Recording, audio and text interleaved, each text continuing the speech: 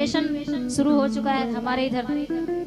उसी के बुलाना है हर साल, उसी का सुनना है हर साल, उसकी निंदा पे निंदा शुरू हो जाती है।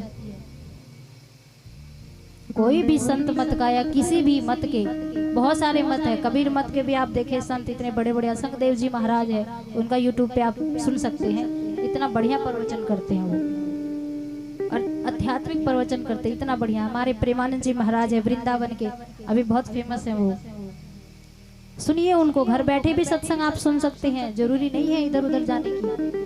अगर आप चाहते हैं कि जीवन को सुधारना है, जिंदगी को अच्छे ढंग से चलाना है, तो घर बैठे मोबाइल का यूज कीजिए, मिस यूज मत कीजिए। तो आजकल ऐसे होने लग गया है कि साधु संत भी, उनको संत नहीं कहा जाएगा जो दूसरों की निंदा कर रहे हैं, खुद अपने मुंह से किसी की भी निंदा। अभी आपने सुना था रामचरितमानस में कि किसी की भी निंदा नहीं करनी है, वो पाप कहलाता है। मैं आपको एक छोटी सी कथा सुनाती हूँ कि निंदा करने का क्या फल पाया जाता है। कहते हैं एक गांव में दो भाई रहते थे। अक्सर मैं ये कथा सुनाती हूँ ताकि कुछ समझ में आए। और वो दोनों भाई भक्ति करते थे, और जो बड़ा भाई था वो ऐसा भक्ति करता था, मतलब वो दिन भर पूजा पाठ में लगा रहता था। उसका सुबह का काम था, सुबह सो के जगना, मंदिर को साफ सफाई करना, धूप अगरबत्ती करना, नहा धो के पाठ पूजा करना और मंत्र का जाप करना और भगवान का ध्यान करना, वो यही करता था। और जो छोटा भाई था उसने ठान लिया था कि मैं हर रोज 5 भूखे को भोजन कराना है। हम लोग पंजाब की धरती पे हैं, यहाँ पे भी होता है। अभी गर्मी स्टार्ट हो गई है तो मीठे पानी का लंगर लगाएंगे, कहीं खाने का लगाते हैं लंगर, क्योंकि हमारे जो गुरु नानक देव जी महाराज हुए हैं वो ये सब चीज कराते थे, दान पुण्य करवाते थे। वो कहते थे लंगर लगाओ, भूखे को खिलाओ, नंगों को वस्त्र दो, मदद जिसको जरूरत है उसकी मदद करो, हेल्प करो, ये कहते थे। अगर हम गुरु की धरती पे रह के भी अगर हम नहीं समझ पाए इस चीज को, नहीं सीख पाए इस चीज को कि गुरु के लिए पैसा खर्च करोगे तो आप कभी गरीब नहीं होगे। मैं आप लोगों को लाइव एग्जांपल दिखाती हूँ। हमारे जो दीपक सैनी जी हैं, इनके पिताजी का देहांत हुए कितने साल हो गए? 4 साल, 20 में एक्सपायर हुए थे। रिश्ते में वो मेरे मामा जी लगते थे, और वो मेरे से बात करते थे कभी 11 बजे रात को भी। जब उनका मन होता था, व्यतीत हो जाता था, तो उन्होंने मुझे अपनी भांजी नहीं समझते थे, वो साथे के साध्वी है, कुछ तो कुछ सिखाएंगे, जबकि उनको खुद इतना ज्ञान था। आप लोग जानते होंगे कि सत्संग के पीछे कितने पागल थे, घर बार छोड़ के भागलपुर चले जाते थे सेवा करने के लिए। तो जो बात करते थे, एक बार मैंने बात के दौरान स्वामी जी से बात कर रही थी, मैंने सुना वो बोल रहे थे कि स्वामी जी मेरा काम छूट गया है और दीपक का भी काम नहीं चल रहा है, निक्का तो बच्चा है। उस टाइम बड़ी दीदी की शादी नहीं हुई थी, वे भी थे, दीपक भैया के बच्चे भी थे, फैमिली पूरी थी। वो ये बोल रहे थे स्वामी जी को कि मैं आपको बता नहीं पा रहा हूँ कि मेरा काम, घर में कुछ रोजगार नहीं है, मुझे ये सोचना पड़ता है कि आज रात का जो खाना बना है कल क्या बनेगा, कहाँ से आएगा, कुछ समझ में नहीं आता है, क्योंकि पैसे नहीं थे। और गुरु महाराज कहाँ से उसकी व्यवस्था करते थे वो मैं नहीं समझा पा रहा हूँ आपको।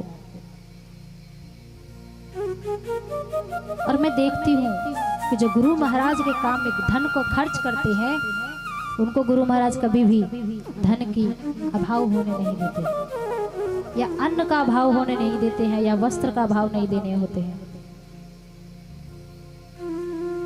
हम लोग अपनी बातें करते, मैं अपनी बातें बताती हूँ आपको। बिहार में मेरा 1-2 महीने का प्रोग्राम होता है, वो भी 10 से 15 प्रोग्राम होता है, ज्यादा नहीं होता। तो जब भगवान का सिंहासन डोल गया तो भगवान स्वयं आए परीक्षा लेने के लिए दोनों भाइयों की। तो भगवान ने एक भिखारी का रूप बनाया भगवान है वो तो किसी का भी रूप बना सकते हैं। और भगवान जब भिखारी का रूप बना के आए तो सबसे पहले वो बड़े भाई के पास गए। सुबह का टाइम, तो सुबह तो वो बिजी रहता था पूजा पाठ करने में, ध्यान भजन करने में।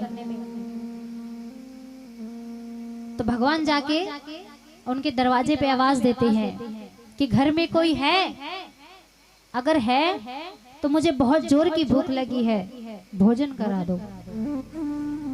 तो बड़ा जो भाई था वो पूजा में लगा हुआ था, ध्यान नहीं दिया।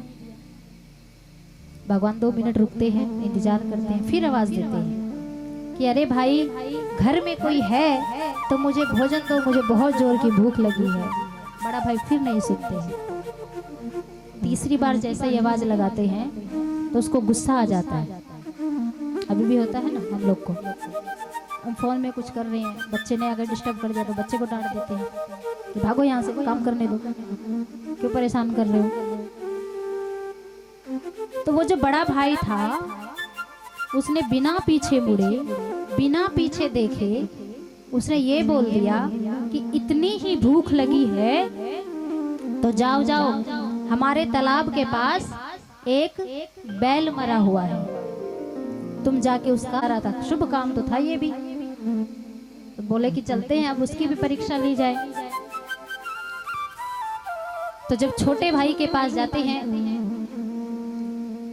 वो भी उस दिन लेट हो गया था जाने में और उसको भी जल्दी थी जाने की।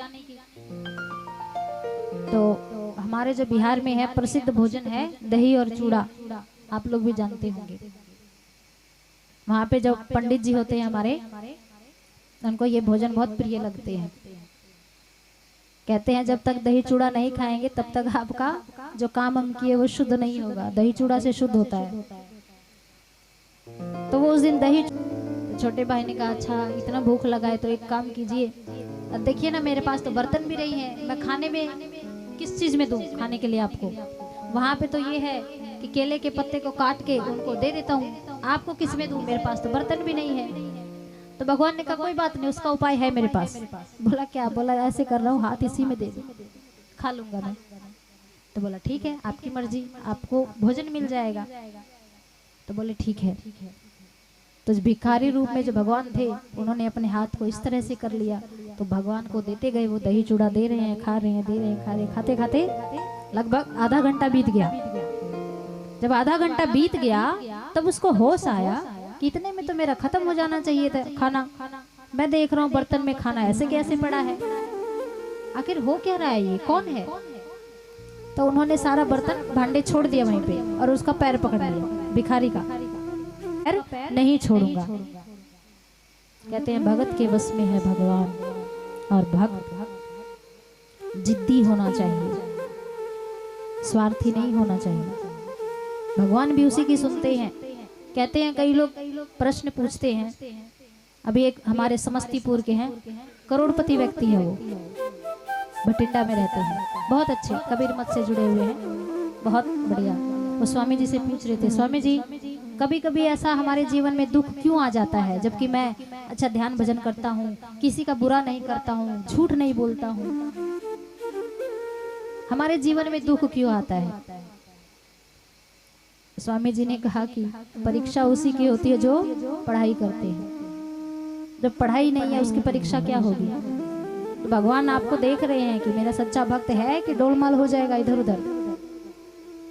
तो जब उसने जिद किया कि जब तक आप बताएंगे नहीं मैं आपका पैर नहीं छोड़ूंगा, तो भगवान साक्षात प्रकट हो गए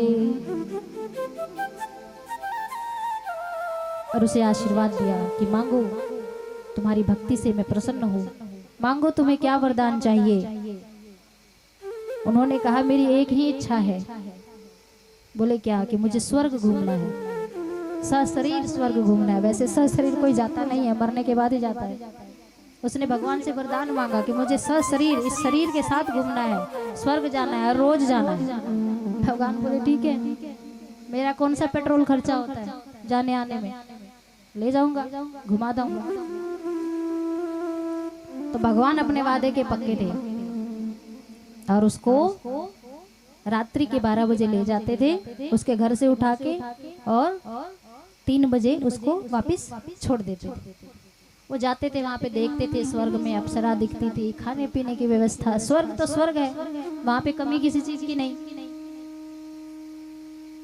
जिस रास्ते होके वो जाते थे स्वर्ग में, जो एंट्री करते थे, 4-5 दिन हो गया वहां पे एक बैल मरा हुआ था। पूछने की हिम्मत नहीं हो रही थी कि भगवान से पूछूं कि ये क्या है। 5-6 दिन हो गए, 7वां दिन उसको रहा नहीं गया। होता है ना, किसी चीज को हम रिपीट करते हैं, देखते हैं तो पूछ ही लेते हैं सामने वाले से, ये क्या है और क्यों है। तो उन्होंने भगवान से पूछा कि प्रभु, एक प्रश्न था मेरे मन में, अगर आपकी आज्ञा हो तो क्या पूछूं। भगवान बोले हाँ हाँ पूछो, क्या हो गया पूछो। तो ये जो हम रोज आते हैं इस रास्ते से, वो गेट पे जो बैल मरा हुआ है वो ना तो गल रहा है, ना कोई उसको लेके जा रहा है, क्या है। भगवान ने कहा छोड़ो, क्या देख रहे हो तुम, जो दिखाने लाए हैं, जो तुम देखना चाहते हो वो देखो। कहते हैं आम से काम रखो, आम की गुठलियों से क्या काम। तो वही बात है, भक्त तो जिद्दी होते हैं। बोला नहीं नहीं प्रभु बता दीजिए ना, मेरे मन में फिर ये बात रह जाएगी, मैं नीचे जाऊंगा तो भी दिमाग पे बात रहेगी, भगवान ने बताया नहीं बताया नहीं। क्यूरियोसिटी होती है किसी लोगों की, उसको वो बात जाननी है, चाहे वो उसके मतलब की हो या फिर ना हो, जाननी है। तो भगवान ने कहा अगर मैं बता दूं तो तुम बर्दाश्त नहीं कर पाओगे। बोला नहीं नहीं, ऐसी कौन सी बात है जो मैं बर्दाश्त नहीं कर पाऊंगा, आप बताइए तो सही। भगवान ने कहा सुनो, जिस दिन मैं तुम्हारे पास आया था भिखारी के रूप में, उसी दिन सबसे पहले मैं तुम्हारे बड़े भाई के पास गया था, क्योंकि वो भी मेरी ही भक्ति करता था। तो उसकी परीक्षा लेने मैं पहले गया था। तो जब मैं उसे खाने की मांग कर रहा था तो उसने बिना पीछे मुड़े, बिना मुझे देखे ये बोल दिया कि जाओ जाओ, इतनी ही भूख लगी है तो तालाब के पास एक बैल मरा हुआ है, उसी का मांस तुम खा लो और तुम्हारी क्षुधा खत्म हो जाए, तुम्हारी भूख मिट जाएगी। तो ये वही बैल है, जब तुम्हारा भाई मरेगा और कुत्ता बनेगा, वही आके इस बैल को खाएगा। देखिए आएगा स्वर्ग में ही, नरक में नहीं जाएगा, क्योंकि भक्ति कर रहा है वो, लेकिन एक शब्द की वजह से उसको कुत्ते की योनि में जाके उस बैल को खाना पड़ेगा। अब सोचिए, जिसका बड़ा भाई जिंदगी लगा दिया हो भक्ति करने में, उसके छोटे भाई को ये सुनने को मिल रहा है कि यहाँ आके बैल बन के, कुत्ता बन के बैल खाना पड़ेगा, तो उसको कितना दुख हो रहा होगा भाई को। होता है ना, भाई तो भाई होते हैं। मायूस हो गया वो, और जब उसको घर छोड़ के गया, जैसे वो सुबह होने की प्रतीक्षा कर रहे थे कि भोर हो, मैं अपने भाई से जाके मिलूं, बात करूं उससे। जैसे ही सुबह हुई, वो सबसे पहले अपने भाई के पास गया और पूछने लगा कि भैया मुझे आपसे एक बात पूछनी थी। बड़े भाई ने कहा हाँ बोलो, क्या पूछना है। कि कुछ दिन पहले, 6-7 दिन पहले कोई भिखारी आया था क्या आपके पास। तो बोला नहीं तो कोई भिखारी नहीं आया। बोला नहीं नहीं, याद करके बताइए, अच्छे से ध्यान से बताइए, सोच के बताइए। तो याद करते करते बोला हाँ आया तो था 7 दिन पहले, वो तो भिखारी था, मैं उस टाइम जल्दी जल्दी पूजा करने में लगा हुआ, तो बार बार चिल्ला रहा था वो दरवाजे पे। तो बोला कि आपने क्या कहा उसको। बोला मैंने तो उसको यही बोल दिया गुस्से में कि जाओ जाओ, तालाब के पास एक बैल मरा हुआ है, उसी को तुम खा लो, मैंने तो यही बोल दिया। बोला यही तो गलती थी, यही नहीं बोलना था, वो साक्षात भगवान आए थे। उसका भाई हंसने लग गया, कहता अच्छा, मैं पूरी जिंदगी लगा दिया भगवान की भक्ति में, मुझे दर्शन दिया नहीं, तुझे दर्शन दे के चला गया। तूने कौन सा तीर मारा है अपनी जिंदगी में, जो भगवान ने तुझे दर्शन दिया मुझे नहीं दिया। क्या सबूत है कि वो भगवान ही था। बोला अच्छा आपको सबूत चाहिए। बोला हाँ, देखिए फेसबुक पे मैंने किसी व्यक्ति का पोस्ट पढ़ा, कह रहे थे कि भगवान कृष्ण भगवान नहीं है। कौन मानता है उसको भगवान है। वो भगवान पे हम लोग सवाल उठाते हैं, ये है हमारा सनातनियों का औकात। अपने भगवान पे, अपने इष्ट पे हम सवाल खड़े कर देते हैं। आ रही है गजल सुना रही है, ऐसा तो है नहीं। तो आपको दिक्कत किस चीज की होती है? क्यों आप बोलते हैं किसी को? ये मत सोचिए। किसी शायर ने कहा है कि जब तक जवानी है तब तक सता लो किसी को। जब तक ये जवानी है तब तक सता लो जितना सताना है, और जिस दिन ये जवानी खत्म उस दिन तुम्हारा भी सब कुछ खत्म। तब तुम्हें भी लोग नहीं पूछेंगे कितना सताओगे। और एक बात याद रखना, मीराबाई को जितना सताया गया था आज के युग में उतना किसी को नहीं सताया जा रहा है। संत कबीर साहब को कहते हैं 72 कस्सी लगा था, 72 बार उसको मारने के लिए लगे हुए थे लोग। 72 बार मारा, 72 बार बच गए। तब किसी उनका बाल बाका नहीं हुआ तो अब के डेट में कब से हो जाएगा? वही कहती हूँ कि भक्त जो है जिद्दी होना चाहिए, स्वार्थी होना चाहिए। दुनिया कुछ भी बोलता है, बोलने दो, क्या फर्क पड़ता है। अपने आप पे टिके रहिए। हाँ, अपनी अंतर्मात्मा से आवाज आनी चाहिए कि मैं सच हूँ, सच्चा काम कर रहा हूँ, तब आप सही हैं। दुनिया बोलती है, बोलने दीजिए। मैंने कल भी बताया था कि हमारे जो प्रचारक हैं अपने लैंग्वेज पे कुछ ऐसे ऐसे शब्दों का उच्चारण कर देते हैं जिनका अर्थ उनको खुद नहीं पता। बहुत पढ़े हैं, बहुत पढ़ते हैं, बहुत स्टडी करते हैं, मेरे से तो काफी बड़े हैं वो लोग। आप लोगों ने देखा भी होगा, सुना भी होगा। मैंने एक उच्च कोटि के साधु को YouTube पे वर्डिंग बोलते हुए सुना। यहाँ तक कि हमें तो छोड़ो, भगवान को, गुरु महाराज को भी उन्होंने दूषित कर दिया। गुरु महाराज के बारे में भी झूठ बोलना शुरू कर देते हैं लोग। मैंने किसी प्रवचन में, पुस्तक में पढ़ा था, गुरु महाराज पूज्यपाद स्वामी जी को कह रहे थे, संतसेवी स्वामी जी को, कि संतसेवी जी, लोग ऐसे ऐसे मन में विचार करके आते हैं, मन में विचार, अगर मैं उनको बोल दूं तो अगले दिन से वो अपना मुंह नहीं दिखाएंगे। ऐसे ऐसे विचार करके आते हैं मेरे पास। लेकिन भक्त गुरु महाराज ने उनको मुंह पे कभी कुछ नहीं कहा। हमारे संत इतने बड़े हुए, और आजकल के जो साधु है वो क्या समझते हैं अपने आप को? दिव्य दृष्टि मिल गई है क्या? जो दूसरों की निंदा करना शुरू कर देते हैं। अरे जब उन्होंने, गुरु महाराज ने कभी किसी की निंदा नहीं की, मुंह पे तो छोड़िए, पीठ पीछे भी नहीं बोला है, और हम उनके अनुयायी होके सरेआम कुछ से कुछ बोलते हैं किसी के बारे में, तो कहाँ तक उचित है ये? और मैंने उनको वर्ड जो यूज करते हुए सुना, मेरे पैरों के नीचे से धरती खिसक गई। इतने बड़े महात्मा होके शब्द ऐसे, वो किसी गुरु महाराज के बारे में बोल रहे थे कि किसी महिला को, औरत को गुरु महाराज ने भगा दिया। अरे गुरु महाराज तो कटिहार में जाके वेश्या को दीक्षा दिए हैं, तो आम पब्लिक को क्यों भगाएंगे गुरु महाराज? बताइए मुझको। अगर इतनी घृणा होती गुरु महाराज को औरतों से, महिलाओं से, तो वेश्या को दीक्षा नहीं देते। अरे गलती तो हमारी नजरों में है। भगवान ने इतने, वो कहते हैं ना, इतनी सुंदर हूं मैं क्या करूं। अनुराधाचार्य जी महाराज कहते तू डूब के मर जा रे चुल्लू भर पानी में। भगवान ने किसी साधु साध्वी को इतना सुंदर बना दिया तो गलती आपकी है। आपके मन में विचार गलत आ रहा है, उसका गलती कहां से है? अब ऐसा तो है नहीं कि आपको शुगर है, मिठाई पूरा खानदान नहीं खाए, ऐसा तो नहीं होता है। आपको रखने की औकात नहीं है तो मत रखिए ना, गलती आपकी है। एक स्ट्रॉन्ग शिष्य नहीं बनाते हैं, किसी पे आप चोरी का इल्जाम लगाते हैं, किसी को ऐसे भगा देते हैं इसलिए कि मेरा सत्ता ना चला जाए, मेरी गद्दी नहीं चलाई। मैंने अच्छे अच्छे साधुओं को देखा है गद्दी के लिए लड़ते हुए, और कहते हैं हम बहुत बड़े महान है, बहुत बड़े प्रचारक है, बहुत बड़े संत है। जो संत होते हैं ना, हमारे गुरु महाराज हुए, संतसेवी स्वामी जी हुए, शाही स्वामी जी हुए, बहुत सारे हुए, दल बहादुर बाबा जी हुए, जिनको सत्ता की भूख नहीं थी, पैसे की भूख नहीं थी। तुलसी साहब के विषय में आपने पढ़ा होगा, एक अंग्रेज आया था उससे मिलने के लिए, और जो तुलसी साहब है हमारे दादा गुरु के भी गुरु हुए हैं, वो तुलसी साहब हाथरस वाले, उन्होंने कहा अंग्रेज ने कि क्या आप इसमें रहते हैं, चलिए मैं आपको बढ़िया सा घर बना के देता हूँ। अंग्रेज ने कहा, अंग्रेज को कहा गुरु महाराज ने कि देखो मैं तुम्हें ऐसे भी ज्यादा बड़ा सुख दिखाता हूँ, और उनको ध्यान पे बिठा दिया, और जब ध्यान में वो बैठे तो उनको उस सुख की अनुभूति हुई कि उसके आगे ये कोठी बंगला सब कुछ फेल था।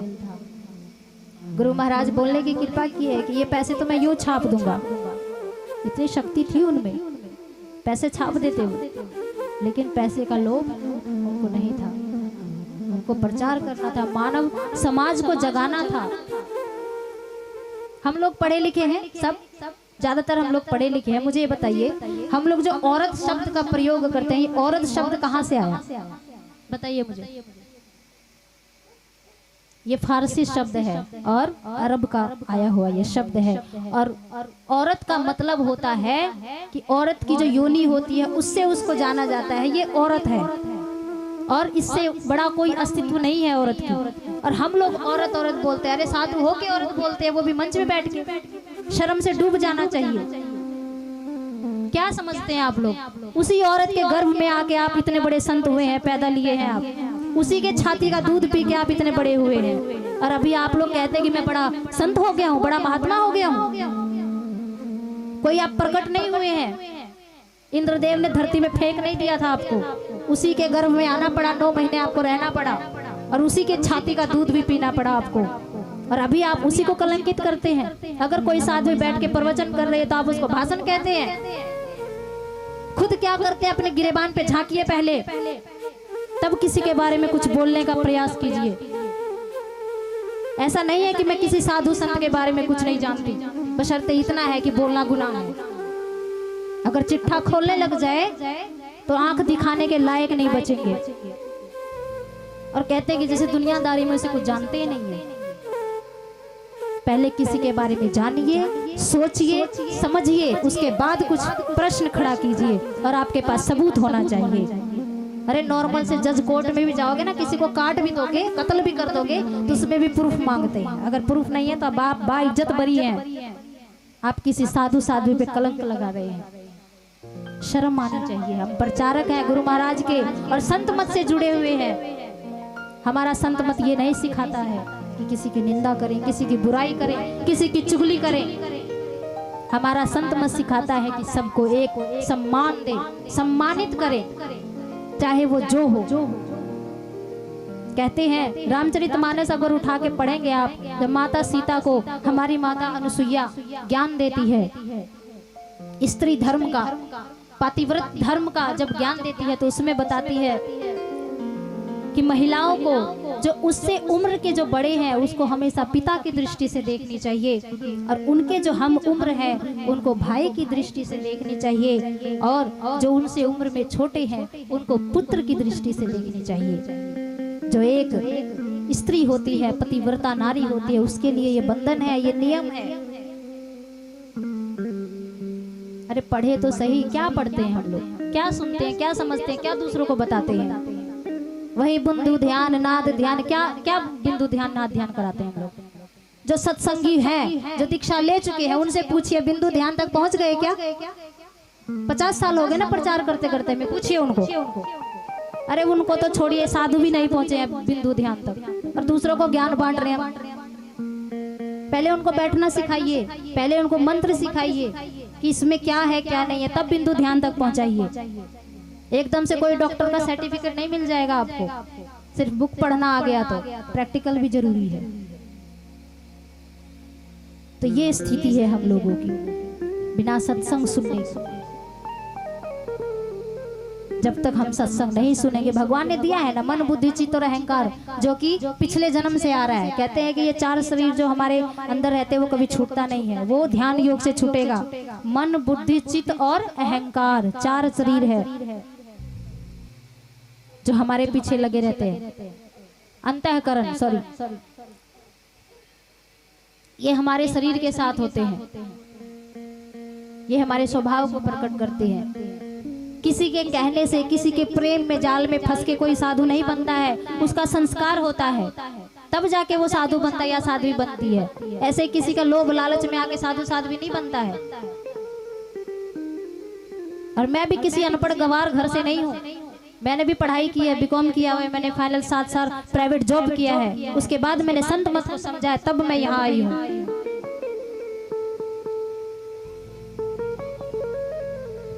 तब मैं यहाँ आई हूँ, ऐसे किसी के प्यार प्रेम में फंस के नहीं। और दृष्टि हमारी अच्छी होनी चाहिए। मैंने अभी आपको बताया कि आप मुझे किस नजर से देखते हैं, ये आपकी गलती है, मेरी गलती नहीं है। आप मुझे बहन के रूप में देख रहे हैं, बेटी के रूप में देख रहे हैं, किस रूप में देख रहे हैं, माता के रूप में देख रहे हैं, ये आपका नजर डिसाइड करता है। It is not my fault, it is your fault. और हम चले जाते हैं दूसरों के बारे में राय बनाने के लिए। तो यही निवेदन करूंगी कि गुरु महाराज जो कह के गए हैं, जो करके गए हैं, उस पर ध्यान दीजिए। आजकल के साधु समाज क्या कह रहे हैं उसको छोड़िए, क्योंकि उनको अगर ज्ञान होगा तो कभी किसी की निंदा नहीं करेंगे। मैं इतना ही जानती हूँ, बस टॉपिक खत्म, बात खत्म। जो सच्चा संत होगा वो कभी किसी के बारे में गलत नहीं बोलेगा, कभी किसी का बुरा नहीं चाहेगा, कभी किसी को सताएगा नहीं। अरे हम समाज, साधु संत तो समाज हो के दूसरों को सता रहे हैं। आम लोगों से हम उनको समझा रहे हैं, जाके झाड़ रहे हैं प्रवचन कि दूसरों को निंदा नहीं करना चाहिए, समझाना नहीं चाहिए, बताना नहीं चाहिए, ये नहीं करना चाहिए। वो सुनेंगे क्या? समझेंगे? नहीं समझेंगे। तो आइए मैं अपनी वाणी को यहीं विराम देती हूँ, क्योंकि समय अधिक हो चुका है। हमारे स्वामी जी बहुत दूर से आए हैं, भटिंडा पंजाब से। उनके मुखारविंद से भी हम लोग सुनेंगे। बहुत ही सुंदर प्रवचन करते हैं और इनकी उम्र तो आप लोग देख ही रहे हैं। उम्र से कोई छोटा या बड़ा नहीं होता है, सिर्फ अपने कर्म से छोटा या बड़ा होता है। ध्रुव जी हमारे बीच हुए, प्रहलाद जी हुए, उन्होंने बचपन में ही भगवान को प्राप्त कर लिया था। तो हम उनको भगवान की कैटेगरी में मानते हैं, भगवान का दर्जा देते हैं। और वहीं पे रावण था, उसने भी बहुत कुछ पा लिया था, क्या हम उनको भगवान मानते हैं? वो 9 ग्रहों को अपने पैर के नीचे रखता था। जब उसको कुछ शुभ काम करवाना होता तो सब 9 ग्रहों को कहता था, तू यहाँ बैठ, तू यहाँ बैठ, तू यहाँ बैठ। वो खुद करता था सारे काम। उसको अभी तक भगवान नहीं कहते हैं, उसको राक्षस कहते हैं, क्योंकि काम उसने वही किया। आइए हम लोग स्वामी जी के मुखारविंद से सुनेंगे, अमृत में वचनों का पान करेंगे। बोलिए प्रेम से श्री सद्गुरु महाराज की, दोनों हाथ ऊपर करके बोलिए श्री सद्गुरु महाराज की, श्री सद्गुरु महाराज की जय।